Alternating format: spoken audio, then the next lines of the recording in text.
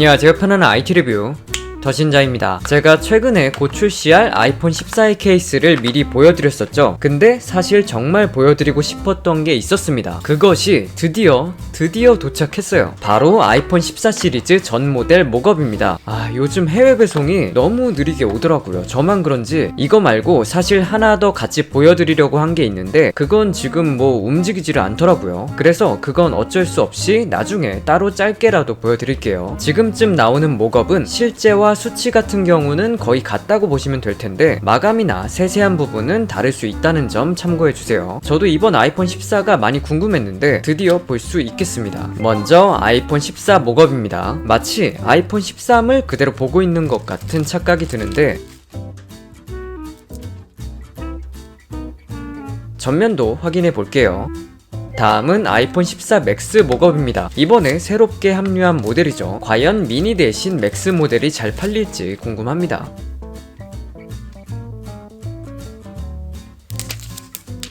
다음은 아이폰 14 프로 목업입니다. 아마 많은 분들이 이 프로를 많이 기대하고 있지 않을까 싶어요. 너무나 거대해진 카메라를 볼 수 있고 전면도 변화가 있는 것을 알 수 있네요. 뒤에서 자세히 보여드릴게요. 다음은 아이폰 14 프로 맥스 모델입니다. 확실히 크기가 크다 보니까 카메라가 커져도 괜찮아 보입니다. 전면도 역시 프로와 마찬가지로 변화가 있는 것을 알 수 있네요. 이전 아이폰 모델과 마찬가지로 이번에도 4가지 모델로 출시합니다. 일반 모델 2가지, 프로 모델 2가지죠. 아이폰 14 6.1인치, 아이폰 14 맥스 6.7인치, 아이폰 14 프로 6.1인치, 아이폰 14 프로 맥스 6.7인치 이렇게 총 4가지 모델로 출시합니다. 일단 지금 일반 모델과 프로 모델을 보면 마감 차이가 보이고 있죠. 이전과 동일하게 일반 모델은 유광이고 프로 모델은 무광으로 마감되는 것으로 보입니다. 확실히 고급스러움은 프로 모델 쪽이 고급스럽고 프레임 같은 경우도 일반은 알루미늄, 프로 모델은 스테인리스 스틸 소재로 차이가 있죠. 이제 자세히 살펴볼 텐데 가장 궁금해하실 만한 프로 모델부터 살펴보겠습니다. 아이폰 14 프로는 6.1인치의 화면 크기를 가지고 가장 큰 변화 중 하나는 카메라가 업그레이드 된다는 것입니다. 덕분에 이렇게 거대해져 버리고만 카메라 섬을 확인할 수 있죠. 물론 이렇게